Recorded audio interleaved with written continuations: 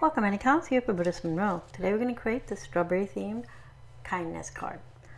So let's go to the products we're going to use today. Today we're going to use a Velveteen Glaze in pink Flamingo, and this is a nice pink color. Now I'm going to do something a little different. This shows up really nice and bright on white, but I'm going to try it on black cardstock. We're going to use this with our stencil. It's called Strawberry Seeds. It's a 6x6 stencil, and it's part of our inspiration box for the month. We're also going to be using our Strawberry Social stamp set. We're going to use this little shortcake here. I'm calling it a shortcake because that's what I'm dreaming of. And we're going to use a few of these strawberries here, the ones that are clustered together in two, and the whipped topping. We're also going to be using our conversation clippings from the Strawberry Social. I'm going to use the sentiment that reads, "You are the sweetest." So we're going to move this out of our way so I can bring in our cardstock. For our card base, we have a Not Your Mama's Cardstock card base, and this is an A2 size, 4 1/4 by 5 1/2, and a piece of Raven cardstock. Again, we're going to try something fun and new. We're going to do our Velveteen Glaze on this dark cardstock. I'm going to bring in from my stash a white doily. I'm going to just fold it in half like this to create a nice little platform for our little shortcake to sit on.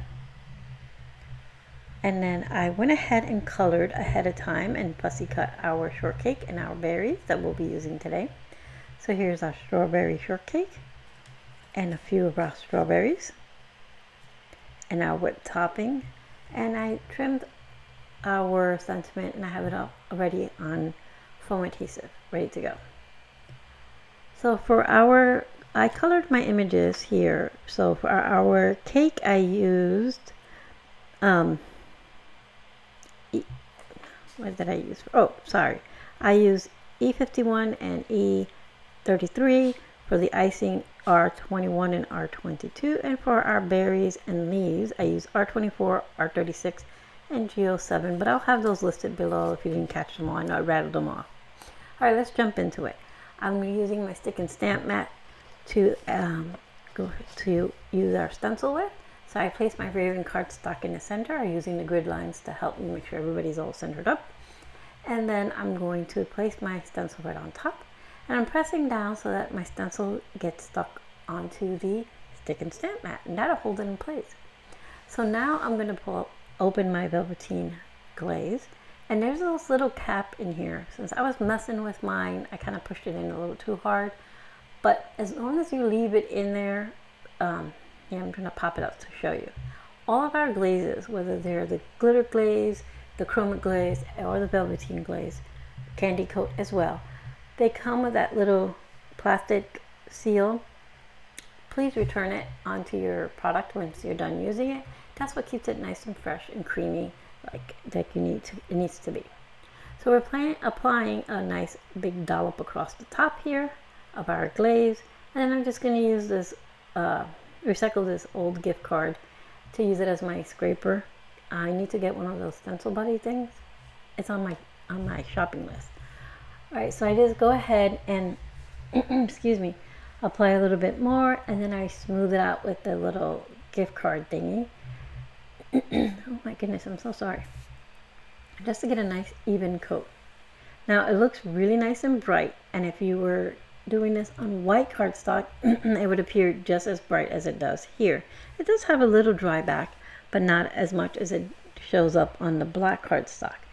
In the light, you can see it more than just regular, but it dries back a little bit more. As you see, nice and bright here. You'll see when I show you the dry panel, it's a bit darker. All right, so I'm just removing a little bit of this extra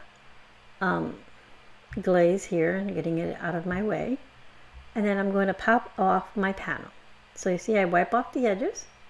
I place my little seal back in there and close my lid, and then I know my Velveteen Glaze and all of my glazes will be nice and fresh. All right, so I'm gonna take my panel off just by curling the mat. You don't have to peel at the cardstock, just curl your mat and it just pops right off. So I'm going to set this lovely thing to dry, and here's our dried one. I trimmed this down a bit, and as you can see, it's not as bright on here, but it does show up beautifully in person. Just the cameras are really bright in my craft room for this, so I wanted to make sure I let you know. Alright, so I'm going to go ahead and use some Burley Art Glue to adhere our panel down. And I've cut this about 1/4 of an inch all the way around. I gave myself a goodly mat, as I say. A nice mat all the way around. So I put a little bit of adhesive on the inside of our doily here, and then I put some on the back.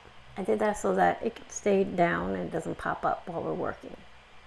Alright, so I adhere that on the bottom, and that gives us a nice little place for our little strawberry cake to sit. I'm going to put a little bit of adhesive right on our whipped topping, and I kind of place that on there, hold it for a second, give it a moment, and then I'm going to flip it this entire piece over, and I can work at it with it as one unit, and add some foam adhesive to the back of it. I cut down some strips ahead of time to make this a little bit quicker. You still have to see me struggle removing the backing, but at least I cut all my adhesive down ahead of time. So I'm going to remove all the backing from the foam adhesive, and then we're going to center this onto our doily. Once we have that, I can start tucking our little strawberries. I picked the two that are clustered together, and then I'm just going to tuck them in here. I'll put some going up towards the cake and then some facing down. You'll see what I mean. So this one is going to cluster with the berries facing up into the cake, and then these over here, I'll put the tops of the strawberries more clustered next to the cake. So there's a little scene here of our strawberry cake. And for our sentiment, like I said, I used the conversation clippings. So, and if you didn't know about our conversation clippings, they are foilable, so you can run your favorite color of summer web deco foil through your laminator and your sentiment, and you'll have a beautiful foiled sentiment.